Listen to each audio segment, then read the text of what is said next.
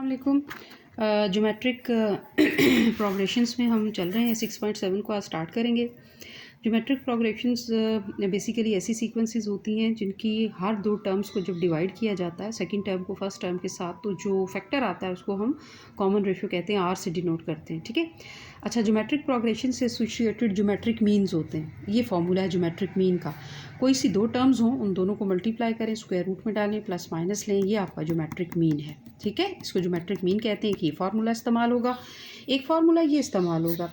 कोई सी अगर आपके पास दो टर्म्स गिवन है ऐसे ए और बी, तो उनके दरमियान आप ये वाली ज्योमेट्रिक मीन्स जो हैं, ये ज्योमेट्रिक मीन्स जितनी वो कहेंगे इतनी डाल सकते हैं। जैसे अगर वो 3 कहें तो हम इनको कहेंगे G1 G2 G3। अगर 4 ज्योमेट्रिक मीन्स मांग रहे हैं दो टर्म्स के दरमियान, तो G1 G2 G3 G4 and so on.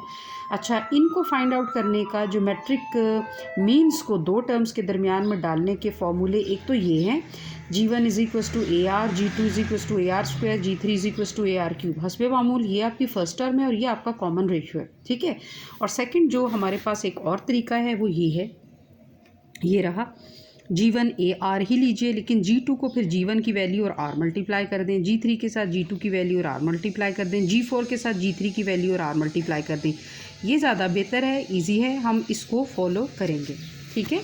Question number आपके पास स्मार्ट सिलेबस के अकॉर्डिंग है 6.7। क्वेश्चन नंबर 1 पार्ट 1 भी है और 2 भी है। इनमें से एक आपका होमवर्क है, एक आपका क्लास वर्क है।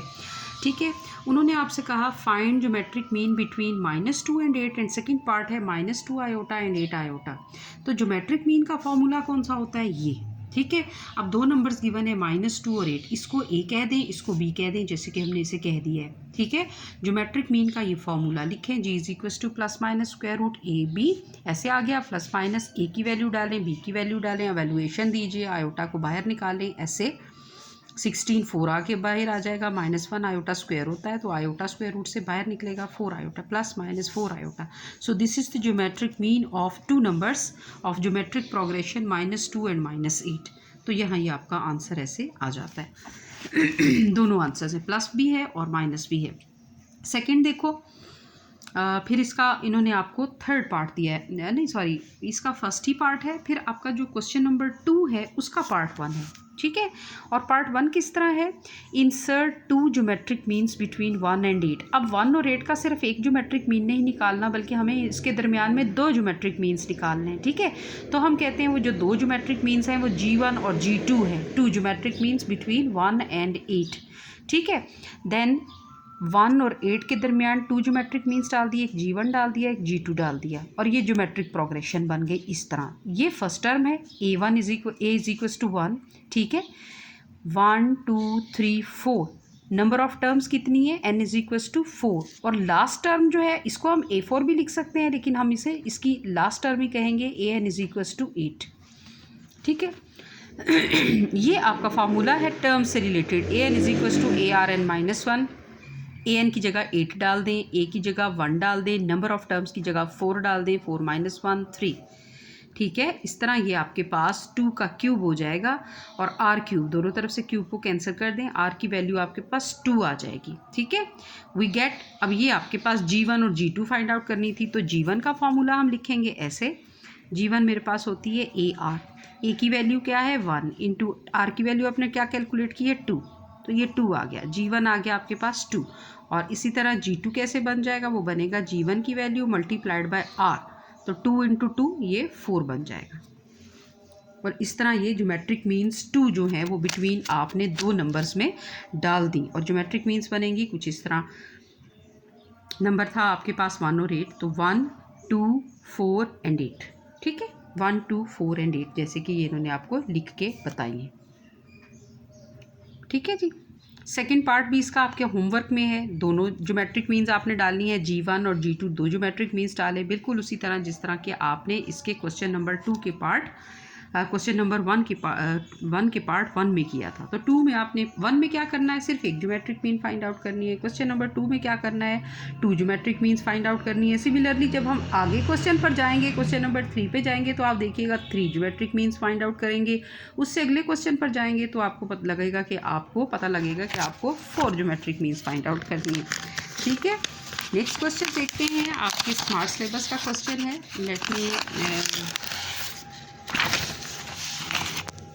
ऐसे है ये, ठीक है। क्या है question? Insert 3 geometric means between 1 and 16, 2 and 12। तो हमने 1 और 16 वाला पार्ट करना है, ठीक है। 3 ज्योमेट्रिक मीन्स को हम क्या कहेंगे? एक G1 होगा, एक G2 हो जाएगा, एक G3 हो जाएगा। तो हमने डाल दिया 1, G1, G2, G3 और 16। ये हस्बे मामूल फर्स्ट टर्म है, इज इक्वल टू 1, ठीक है। नंबर ऑफ टर्म्स कितनी है काउंट करें? 1 2 3 4 5। एन की वैल्यू 5 हो जाएगी। और ये जो लास्ट टर्म है इसको हमने ए एन कहा, इज इक्वल टू 16, ठीक है। A N is equal to A R N -1। A N की जगह 16 डाल दें, ए की जगह 1 डाल दें, आर की जगह 5 - 1 4 आ जाएगा। 16 2 का 4 होता है, आर 4, दोनों तरफ से 4 कैंसिल। बेस को कैलकुलेट करें दोनों तरफ से, आर की वैल्यू +-2, प्लस माइनस आ जाएगा ना, बिकॉज स्क्वायर केस था, ठीक है। अब जब R2 होगा तो तब G1 G2 G3 क्या होगा? ये G1 is equal to 1 × 2 is equal to 2, G2 हो जाएगा G1 मल्टीप्लाइड बाय R, यानी 2 × 2 4। G3 क्या हो जाएगा? G2 multiplied by R, 4 multiplied by 2 8, ठीक है। फिर जब R -2 होगा तो यही वैल्यू आपके पास माइनस के साथ आ जाएंगी। इस तरह रिक्वायर्ड ज्योमेट्रिक मीन्स आपके पास बन जाएंगी 2 4 8 और -2 4 और -8। अगेन देखिए, क्वेश्चन नंबर है आपके पास 4, पूरा शामिल है। Insert 4 real geometric means between क्या है ये 3 और 96। आपको 4 ज्योमेट्रिक मीन्स डालनी। हम लेट कर लेते हैं कि 4 ज्योमेट्रिक मीन्स कौन कौन सी हैं? G1 G2 G3 and G4, ठीक है। और लिखना शुरू करते हैं 3 G1 G2 G3 G4 96, ठीक है। और ये जब फाइंड आउट हो जाएंगी तो हमारे पास एक छोटी सी ज्योमेट्रिक मीन प्रोग्रेशन बन जाएगी, जिसकी इतनी नंबर ऑफ टर्म्स होंगी। ए क्या है मेरे पास? 3, 1 2 3 4 5 6। नंबर ऑफ टर्म्स क्या है? 6। Last term A N is equal to 96। ये फॉर्मूला लगाए, A N is equal to ARN -1। 96 यहाँ डल गया, ए की वैल्यू 3 डल गई, आर पे एन की वैल्यू 6 डल गई और -1। 2⁵5 आपके पास होता है 32। 5 को कैंसिलेशन दे दें, आर की वैल्यू 2, ठीक है। ज्योमेट्रिक मीन्स आप फाइंड आउट कर लें। G1 is equal to A × R आ जाएगा, G2 आ जाएगा R multiplied by G1, G3 आ जाएगा R मल्टीप्लाइड बाय G2 और G4 हो जाएगा R मल्टीप्लाइड बाय G3। और ये रिक्वायर्ड ज्योमेट्रिक मीन्स आपकी डल जाएंगी, जो कि आपने डाल दी 3 और 96 के दरमियान, और वो बनेंगी 3 6 12 24 48 एंड 96। जी, फर्स्ट ईयर क्वेश्चन नंबर 6 है आपका। लॉन्ग क्वेश्चन है, वेरी इंपॉर्टेंट भी है। और सबसे अच्छी बात यह है कि इस तरह के 1-2 क्वेश्चंस आप पहले भी कर चुके हैं, ठीक है। क्वेश्चन नंबर 6 है, for what value of n is an + bn over an -1 + bn -1 the geometric mean between a and b। अच्छा, आपको बताना ये है कि कौन सी n की ऐसी वैल्यू होगी कि ये जो है ज्योमेट्रिक मीन बन जाए। मतलब ज्योमेट्रिक मीन ये है नहीं, ये ज्योमेट्रिक मीन नहीं है। ज्योमेट्रिक मीन तो हमारे पास होता है ±√ab, तो ये तो नहीं हो सकता। तो हमें क्या करना होगा? हमें पता है कि let g be the geometric mean between a and b, then g is equal to ±√ab, ठीक है। अब हमें क्या करना है? इस ज्योमेट्रिक मीन को और इस ज्योमेट्रिक मीन को इक्वेट करना होगा, क्योंकि ये भी ज्योमेट्रिक मीन है, ये भी ज्योमेट्रिक मीन है। तो हमने इनको इस तरह इक्वेट कर दिया, ये, ठीक है। इस तरह हमने इसको इक्वेट कर देना है, और इक्वेट करने के बाद हमने फिर यहाँ से दोनों तरफ सोल्यूशन दे के n की वैल्यू फाइंड करनी है। लीजिए, सबसे पहले तो स्क्वायर रूट उड़ाएंगे, होल स्क्वायर करेंगे, ठीक है। होल स्क्वायर कर दिया, यहाँ भी और यहाँ भी। स्क्वायर रूट और स्क्वायर आपस में कैंसिल हो गए, प्लस माइनस का तस्वुर ख़त्म हो गया, स्क्वायर ले लिया, ए बी आ गया, ठीक है। इसको यहाँ इसके साथ मल्टीप्लाई कर दें, ठीक है जी। ओपन करें, इसके स्क्वायर को ओपन करें, ए एन का स्क्वायर प्लस बी एन का square plus 2 ANBN is equals to AB into, इसको ओपन करें, AN -1 whole square plus BN -1 whole square plus 2 into AN -1 BN -1। अच्छा, यहाँ करने के लिए क्या है? 2 को n से मल्टीप्लाई कर दें, 2n हो गया। इसको मल्टीप्लाई करें, B2n हो गया, 2an bn is equals to A B, यहाँ 2 को अंदर मल्टीप्लाई करें, a2n-2 plus b2n-2 plus 2 into an-1 bn-1। अच्छा, नेक्स्ट स्टेप हमारे पास लेफ्ट हैंड साइड पे तो करने के लिए कुछ नहीं है, एज इट इज़ चलेगा। यहाँ है, इस ए बी को अंदर टर्म बाय टर्म मल्टीप्लाई करें, ए बी को यहाँ भी मल्टीप्लाई कर दें, इस टर्म के साथ भी और इस टर्म के साथ भी मल्टीप्लाई करें। नेक्स्ट क्या करें, नेक्स्ट आपने ये करना है कि आपका जो ए और बी है उसको आपने सिंप्लीफिकेशन देना है। बी के साथ तो कोई टर्म नहीं है तो बी एज इट इज़ आ जाएगा। इस ए की जो पावर है +1 है, इसको +1 यहाँ डालेंगे तो a2n-2 +1 हो जाएगा। इसी तरह यहाँ से a को निकाल लें, b की पावर 1 इसके साथ ऐड कर दें, b2n-2 +1 प्लस 2 इंटू a की पावर इसके साथ +1 कर दें, b की पावर इसके साथ +1 कर दें।